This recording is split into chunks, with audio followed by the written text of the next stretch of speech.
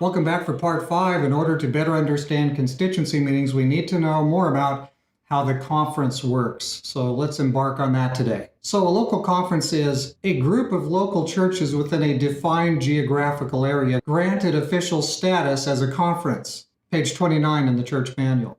Now, often these conferences cover the area of about the size of a state. Notice that it is granted status. It is not an entity unto itself. Just as a local church is composed of a grouping of church members, has a church board, and meets in a business meeting from time to time, similarly, the conference is composed of individual churches, and it has a conference executive committee that's like its church board, and it has a conference constituency meeting or constituency session, which serves kind of like a church business meeting. So as the church in business meeting, or a miniature church business meeting, elects officers to serve in different capacities in that body, so a conference meeting in a constituency session elects officers to serve as the administration of the conference. The local church usually has the pastor as the chairman of the board. At the conference level, you have the conference president who takes that role, and then he's assisted by the secretary of the conference, which is kind of the number 2 guy. He's kind of like the church clerk,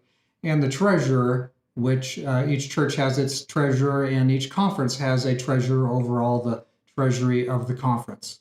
So unlike most congregations, the conference has a group of employees. It has a pastoral staff. It has to staff the pastors for all the churches. The conference president, in council with the conference executive committee, they direct the pastors. They assign them to different churches or districts, groupings of churches. The executive committee can also change the assignments of the pastors as needed, page 35. Yet the local church can't hire or fire a pastor, but the conference can hire pastors or it can dismiss them. So that is not left to the local church. That's the conference sisterhood of churches. The conference takes care of that. The conference executive committee represents the work of the entire conference, page 121. The local church has no authority outside of its own body. The local church unites with the other churches in the sisterhood of churches in the conference, and they delegate their authority to the conference executive committee in between sessions of the conference constituency meeting. Conference officers are answerable, again, page 121, to the church as a whole, not to the officers of one particular church. So, like if your conference had one or two really large churches and they had the most members and had the most tithe income and offerings income and so on, those churches really are not allowed to run every which thing. All the churches in the sisterhood of churches are in it together. The 3 officers in the conference that carry most of the administrative load are the conference president, who is like a pastor kind of, but for the whole conference. The conference secretary is like the church clerk, but for the whole conference. And the conference treasurer, he, again, for the whole conference, deals with the monies of the whole conference. A 4th significant leader is usually the education leader.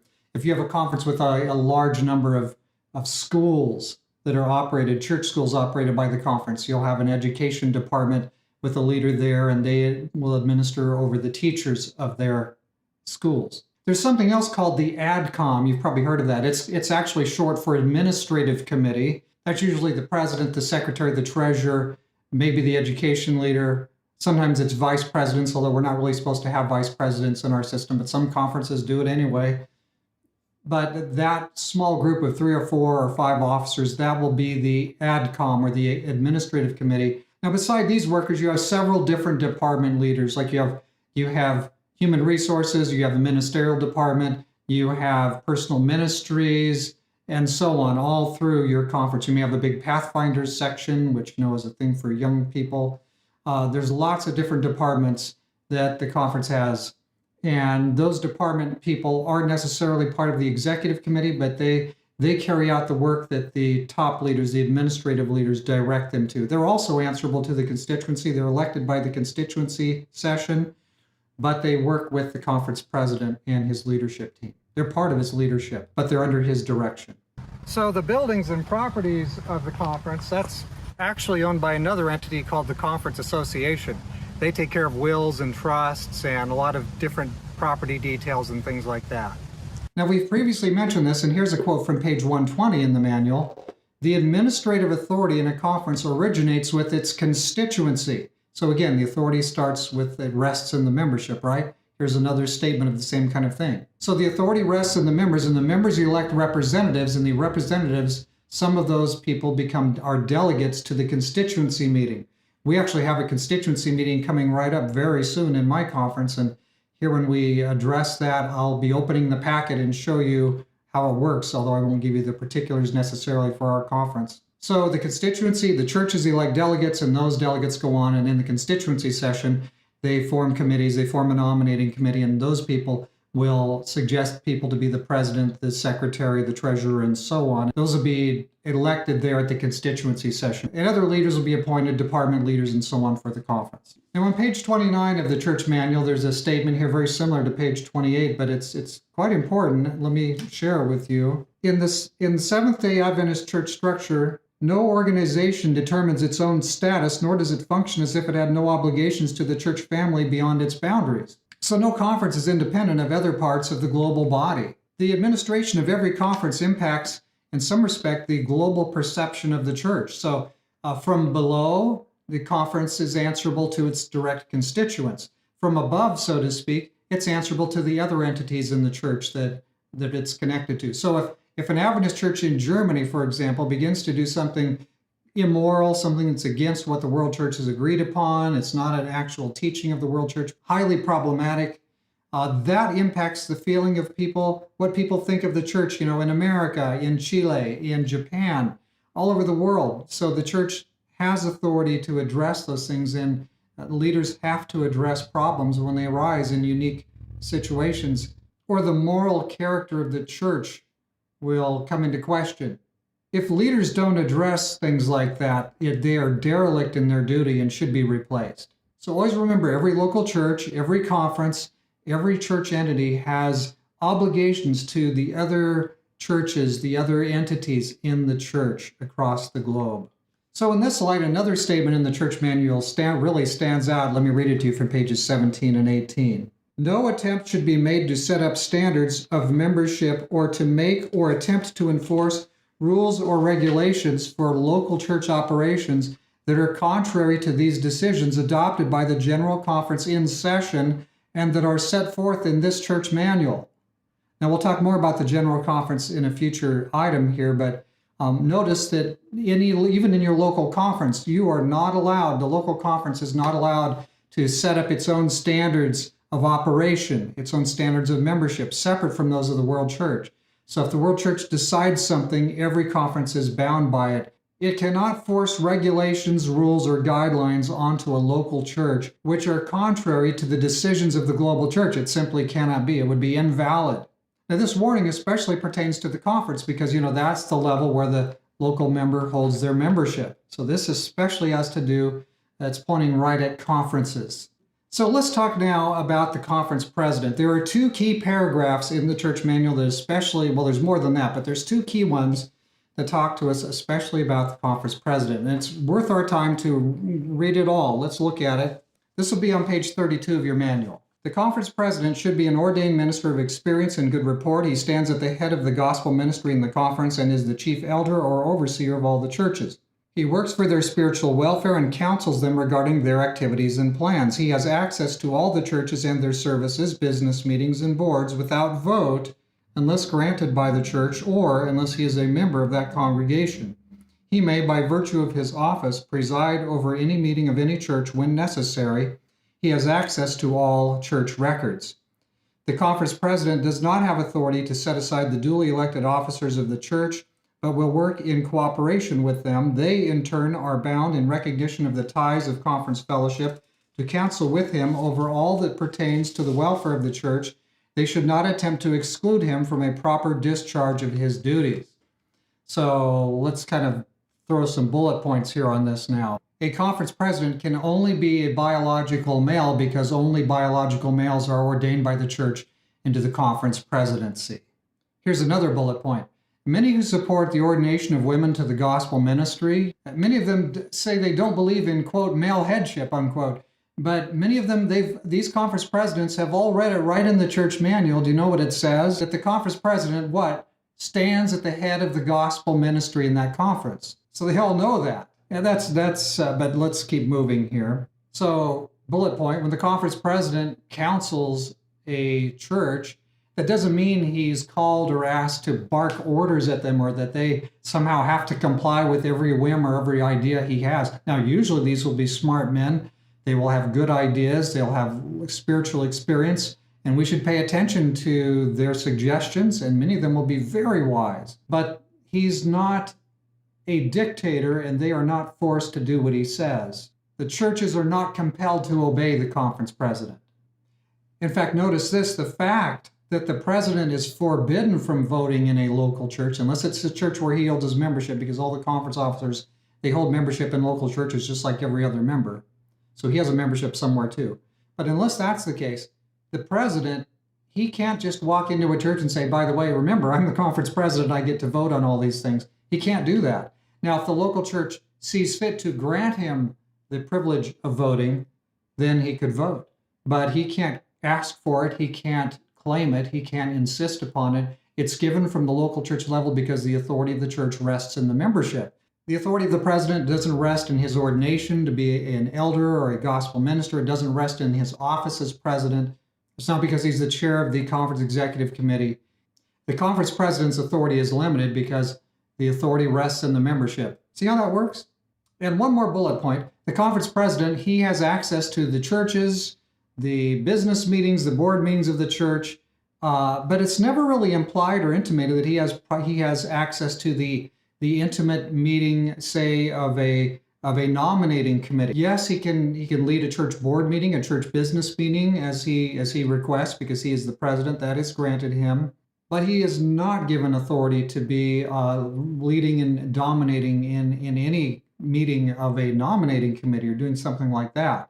Unless it's in his local church and the local church elected him to be on the nominating committee for that local church, sure, that's fine. But all the other churches in his conference, he can't just sit down and say, by the way, I'm the president, I'm going to lead this nominating committee. It doesn't work that way. His powers are limited. I actually know of a conference where the conference president, not very long ago, he interfered in the proceedings in a local church nominating committee. He wasn't a part of that church. He wasn't a member of that church. But he interfered with their proceedings.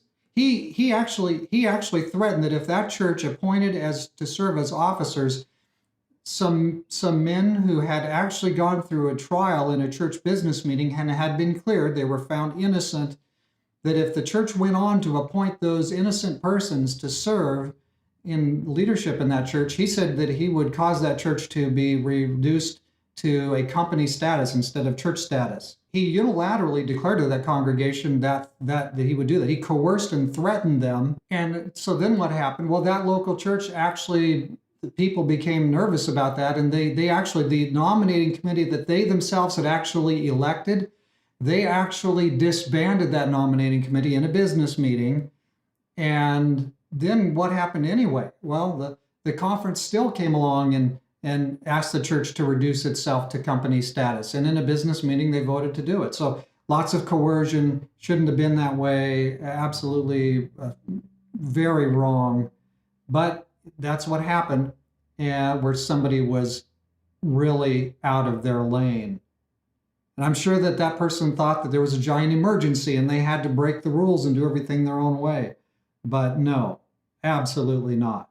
Not long after bowing down to this satanic spirit, the congregation went ahead and voted itself out of church status into company status. So, there are cases where one calls the authorities, because there's an emergency. I know of a case where there was a person up on the roof. He was having a diabetic thing. He was wandering around on the roof, and the people were nervous about it, and they called the sheriff. The sheriff came.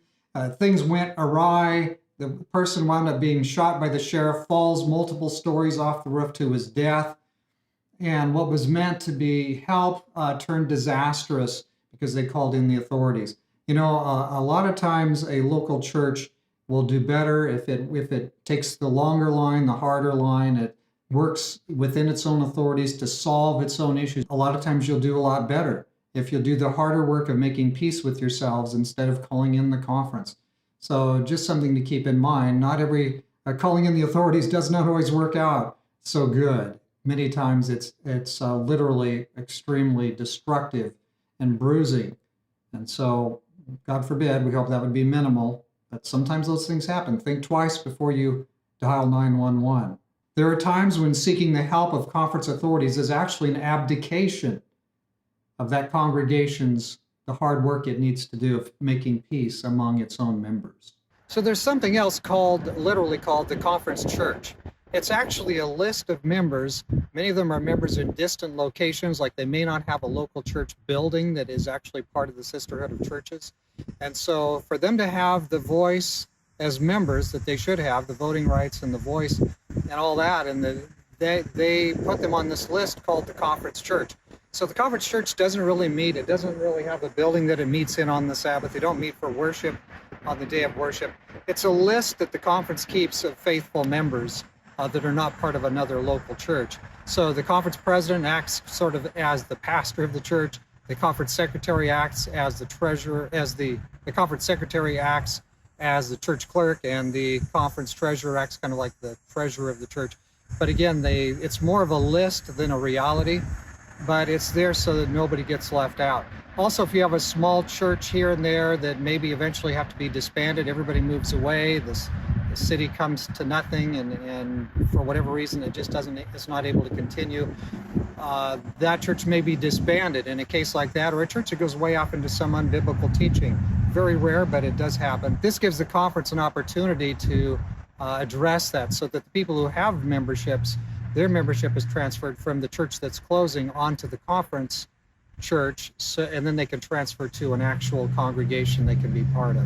So these are some of the ways that the conference church works. It's a distinct list, especially for members in distant places. I want to bring up just one or two last bits here. One is the right to appeal. Now, the church manual doesn't really outline any process for how a church would be, say, declared to be in apostasy, but on page 41, it could be declared to be in rebellion against the conference, or on page 42, it's talked about if it remains in rebellion. There's not really a good safeguard. There's no guardrails on that. It's a conference leadership may begin to just declare a church to be in rebellion, and that's a pretty dangerous spot to be.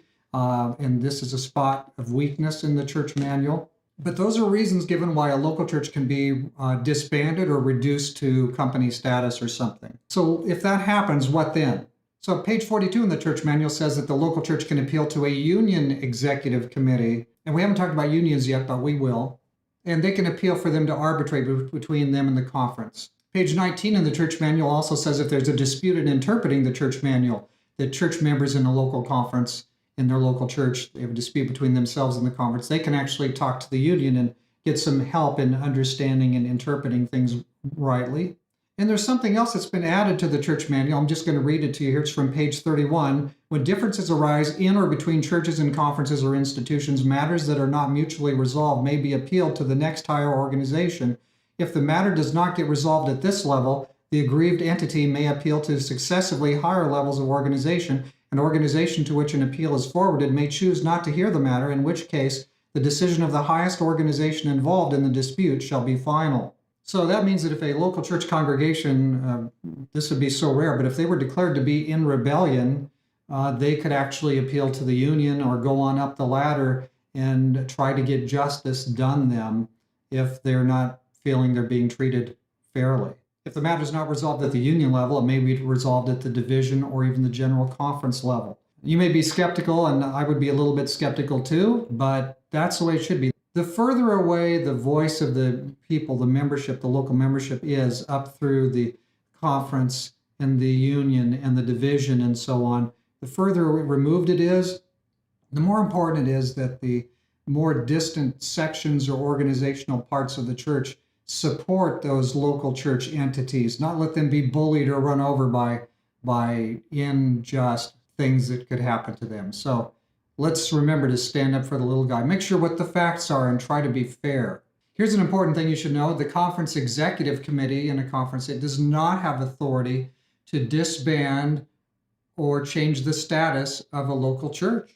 It could recommend to the church in constituency meeting, in constituency session, it could recommend to the delegates in a special session or a regular session of the constituency that a church be changed, its status be changed, or that it be disbanded. But it can't just willy-nilly do it. If the conference comes and threatens you, we'll disband you or we'll change you into a company, Just realize that only the constituency can do that. The president can't do that. Okay, so let's talk about the special constituency session. Now, a lot of people have never heard of this, but this is one of the most important ways you can bring problems that are all wrong in your conference. You can write them and put them in the right way.